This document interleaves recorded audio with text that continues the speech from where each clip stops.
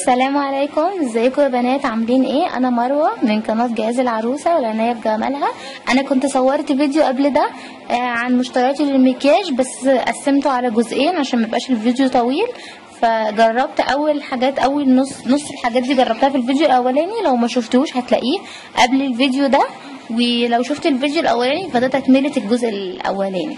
فتاني حاجه هجربها. بصوا انا بس حبيت اوريكم ان انا في الفيديو الاول كنت مجربه الايلاينر وقلت لكم ان هو ثابت. بصوا هنا اهو بعد ما نشف، بصوا بمشي ايدي عليه ما بيتمزحش، فالايلاينر حلو قوي. بصي اهي ولا اتحرك ولا اتمسح، فجميل جدا. هو زي ما قلت لكم نوعه MN. وشوف الفيديو الاولاني لو ما شفتوش، لو عايزه تشوفيه. هكمل بقى يا بنات بقيه الحاجات اللي معايا. هنا عندي الارواش دي، ده روج انا جبته، كنت جايباه من محل هو كان مكتوب عليه من هنا ماك، طبعا هو مش اصلي، هو كوبي.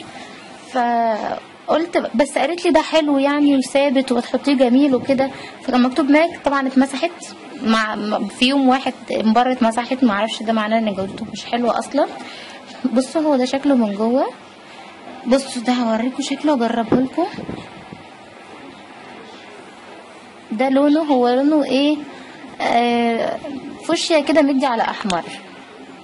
بصوا لونه جميل قوي، بس في حاجه بقى بصراحه ما عجبنيش، ده مش حلو لانه هو قالوا لي ان هو ثابت وهو مش ثابت، وشويه كده على الشفايف بيخلي الشفايف ناشفه كانك حاطه مونيكير كده على شفايفك.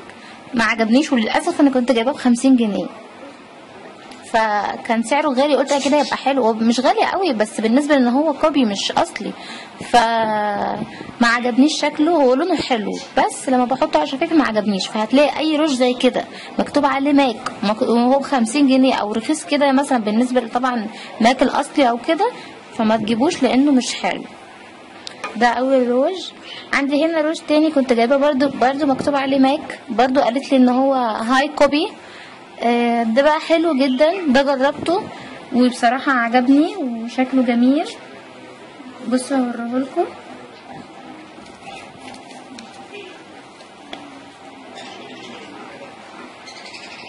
اهو، ده لونه احمر. بصوا يا بنات عامل ازاي، هو احمر بس ايه برضو ايه حماره كده جميل مش وحش اهو، في لمعة كده. وطبعا اللمعة دي بنقدر نمشيها، بنقدر نتحكم في الروج اذا كان نخليه مط او لا. وبصوا الناحية التانية الجزء التاني في منه جزء تاني كده تحت، تفتحيه كده بصي في اللي هو روج بس بالشكل ده سايل كده. ده جميل جدا جدا وعجبني وحلو قوي. وانا بصراحة ده تقريبا كنت جايباه ب35 تقريبا، فده حلو وجميل وعجبني. عندي بقى هنا روج تاني احمر، برضو مش عارفه ايه حكايتي مع الاحمر، بس بصراحه انا بقعد اجرب حمار، نفسي اجيب حمار كده يعجبني، فبقعد اجرب كذا واحد اهو. هو ده احمر مدي على اورنج شويه، اللي هو مش احمر قوي، فمدي على اورنج جميل قوي.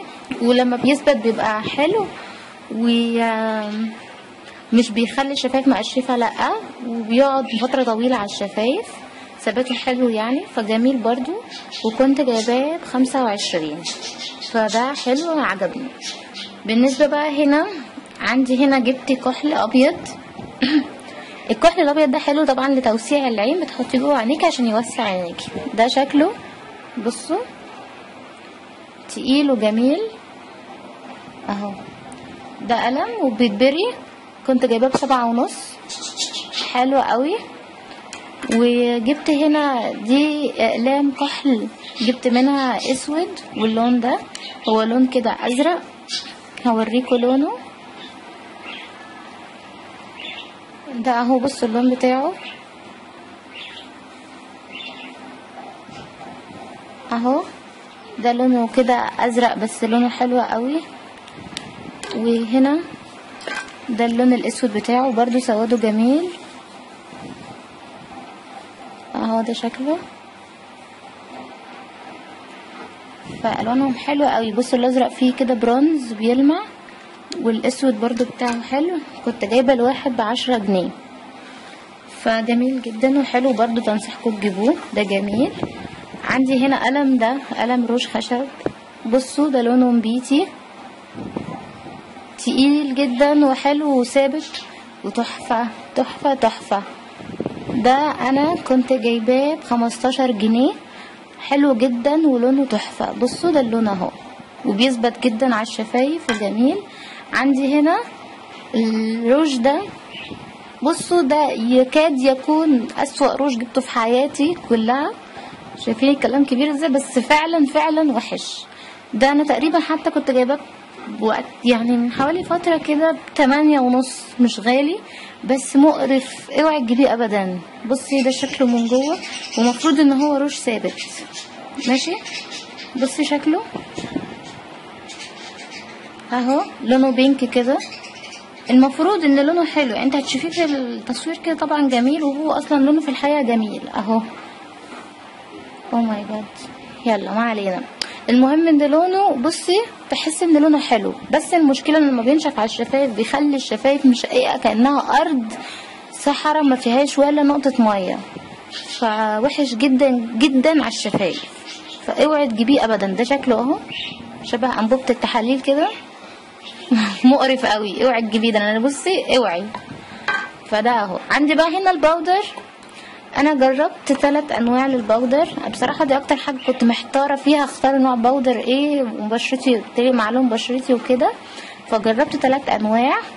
عندي هنا النوع ده اماندا، طبعا اماندا معروفه، دي انا جايباها من فتره معايا، يعني جبتها مره واستعملتها تاني وخلصت. اماندا دي تحفه تحفه جدا. بص هوريكم شكلها من جوه، بس انا مستخدماها دي معايا بقالها شويه، مش من جبان قريب حتى. بصوا من جوه انا خلصت منها شويه، هوريكم شكلها. بصوا اهي، بصوا بتفتح بيضه، بتفتح كده وجميله جدا، وما بتجيرش على البشره، وبتحسسك كانك معلش اسفه عشان ايدي بس كان فيها روج. المهم اهي، بصوا يا بنات بيضة وجميلة وما بتغيرش ابدا، بصراحة تحفة جدا، وبتخلي بشرتك كأنها لونها ابيض طبيعي، فدي حلوة قوي. واماندا دي انا كنت جايباها ب55 جنيه. عندي هنا ايفون، طبعا ايفون برضو معروفة، اسمها ايفون او كده اهو معروفة. بصوا اماندا كانت الدرجة دي 01، رقم 1، فدي افتح حاجة، دي اللي بشرتها بيضة شوية. هنا ايفون دي درجتها 2، هنا اهي 002، جميلة جدا. واكتر حاجة عجبتني، يعني اكتر حاجة جبتها في الباودر وعجبتني، ده شكلها اهي من جوه، لسه جايباها. بصوا هوريكم شكلها. بصي دي بتبقى لون البشرة، بتحسسكيش ان انتي حاطة اي حاجة اهي. بصوا انت كمان مش هتحسيها قوي في الكاميرا، لان انت كأنك مش حاطه حاجه، لون البشره بس بتبقى جميله جدا. فدي انا عجباني، واكتر باودر جبتها عجبتني وناويه استمر عليها.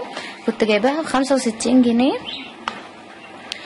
وعندي هنا بقى دي جبتها بس ما عجبتنيش قوي، لقيتها بتتباع كده، هو قال لي المحل جميله، اسمها اوليفي باودر مضغوط سينمائي. المشكله ان كل دي كنت جايبها ب25 جنيه، انا ما كنتش عايزه اجيبها، بس هو اقنعني انها حلوه، بس بصراحه مش حلوه، ما تجيبهاش. ده شكلها ليها ريحه كده، ما اعرفش ايه الريحه دي، هوريكم برضو، زي يكون ريحه زيت زيتون او حاجه زي كده، مش عارفه. بصوا ده شكلها، يعني مش وحشه قوي، يعني مش فظيعه بس مش حلوه، فبرضو يعني ما انصحكش تجيبيها قوي. دي كنت جايبها ب25 جنيه. بس يا بنات دي الحاجات اللي انا حبيت اوريها لكم من الميك اب، ويا رب تكون عجبتكم. ولو عجبكم الفيديو ما تنسوش تعملوا لايك وتشتركوا في القناه لو مش مشتركين، ويا رب اكون قدرت افيدكم بحاجه. وشكرا لكم يا بنات، مع السلامه.